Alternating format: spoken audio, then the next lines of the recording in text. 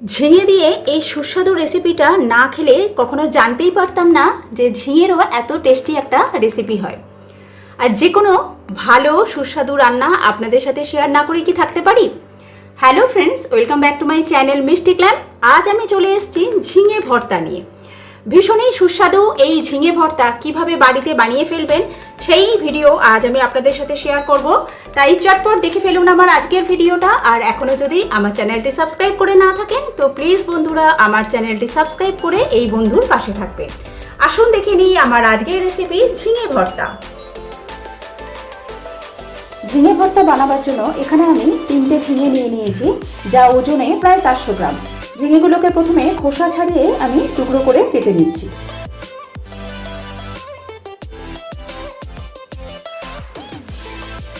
এবার টুকরো করে রাখা ঝিঙেগুলো আমি একটা মিক্সির মধ্যে দিয়ে দিচ্ছি।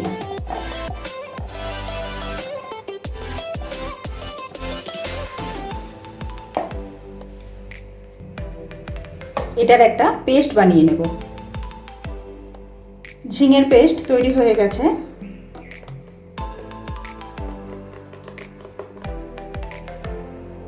ঝিঙের পেস্ট ছাড়া এখানে আর যা যা উপকরণগুলো লাগছে সেগুলো আপনাদেরকে দেখিয়ে দিই।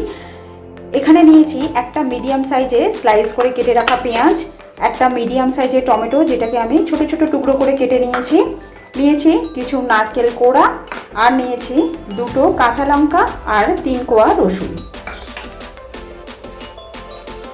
এবার এই রসুন আর লঙ্কাটাকে আমি হামাল দিস্তার মধ্যে দিয়ে দিচ্ছি, দিয়ে এটাকে একটু গোটা গোটা পেস্ট বানিয়ে নেব।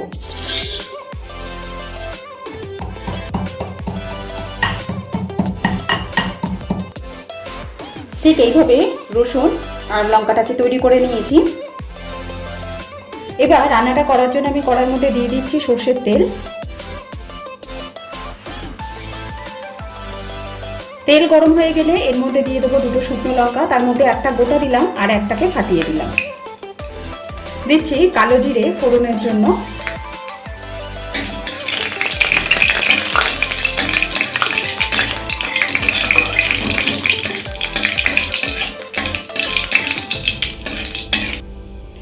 গোটা মশলাগুলো হয়ে গেলে এর মধ্যে আমি কেটে রাখা পেঁয়াজ অ্যাড করে দেবো।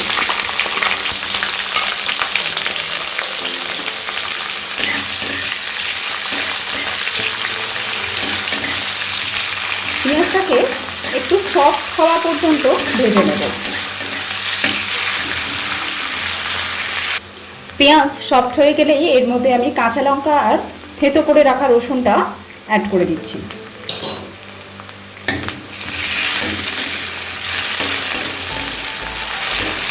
একটু ভেজে নেব যাতে রসুনের কাঁচা গন্ধটা চলে যায়। রসুন আর লঙ্কা ভাজা হয়ে গেলে, রসুনের কাঁচা গন্ধটা চলে গেলে এর মধ্যে আমি অ্যাড করে দেব কুড়িয়ে রাখা নারকেল। এখানে আমি 4 টিস্পুন নারকেল কোড়া অ্যাড করে দিচ্ছি। নারকেল কোড়া আপনাদের কাছে না থাকলে আপনারা স্কিপ করতে পারেন এটাকে। নারকেলটাকে একটু ভেজে নেব।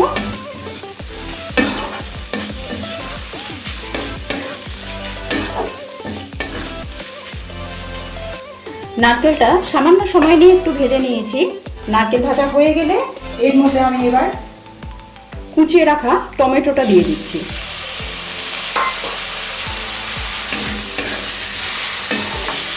টমেটোটা দেওয়ার পর আমি এটাকে নাড়তে থাকবো যতক্ষণ না টমেটো একটু সফট হয়ে যায়, একটু গলে গলে যায়, ততক্ষণ পর্যন্ত এটাকে একটু নাড়াচাড়া করে নেব।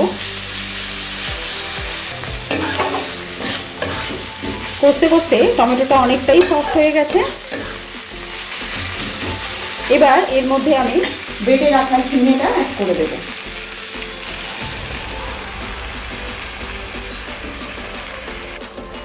ঝিঙেটা দেবার পর এটাকে আমি একটু নাড়তে থাকবো যাতে ঝিঙের যে জলটা রয়েছে এটা অনেকটাই শুকিয়ে যায়। কেননা এখনই আমি নুন দেবো না, এখনই যদি নুন দিয়ে দিই ঝিঙে কিন্তু পরে জলটা পুরোপুরি মরে অনেকটাই কমে যাবে, তখন নুনের আন্দাজ পাওয়াটা একটু মুশকিল হয়ে যাবে, নুন বেশিও হয়ে যেতে পারে। তাই একটু জল কমে গেলে আমি তারপর এতে নুন অ্যাড করব। আর আপনাদের আরেকটা জিনিস দেখিয়ে দিই, দেখুন ঝিঙে থেকে জলটা কীরকম উপরে ছিটকে ছিটকে উঠছে, এটা গায়ে লেগে যেতে পারে, তাই আমি এটাকে এরকমভাবে একটু কভার করে মিডিয়াম ফ্লেমে এটাকে রান্না করে নিচ্ছি। মাঝে মাঝে ঢাকনা খুলে অবশ্যই কিন্তু একবার করে নেড়ে দিতে হবে।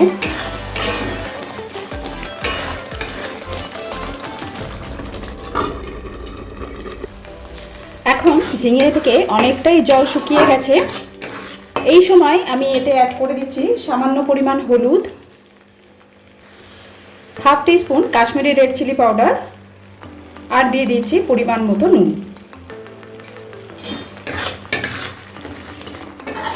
এতে আপনারা চাইলে হাফ টিস্পুন চিনিও অ্যাড করতে পারেন, কিন্তু আমি যেহেতু নারকেল ব্যবহার করেছি তাই এখানে আমি আর চিনি অ্যাড করব না। নারকেলের মিষ্টতা আর ঝিঙেও মিষ্টি হয়, এখানে আর চিনি অ্যাড করার দরকার পড়বে না। এবার এটাকে আমি নাড়তে নাড়তে একদম টাইট করে নেব। পুরোপুরি জল শুকনো হয়ে যখন এটা একদম টাইট হয়ে যাবে সেই পর্যন্ত এটাকে রান্না করে নেব। দেখুন ঝিঙেটা রান্না করতে করতে জল পুরোপুরি শুকিয়ে গেছে, আর এটা কিন্তু একটা মন্ডের আকার নিচ্ছে, কড়া থেকে এইভাবে ছেড়ে আসছে। ঠিক এরকম পর্যন্ত আমাদের এটাকে রান্না করে নিতে হবে। এবার আমি গ্যাসের ফ্লেমটা অফ করে দিলাম। তৈরি হয়ে গেছে আমার আজকের রেসিপি ঝিঙে ভর্তা।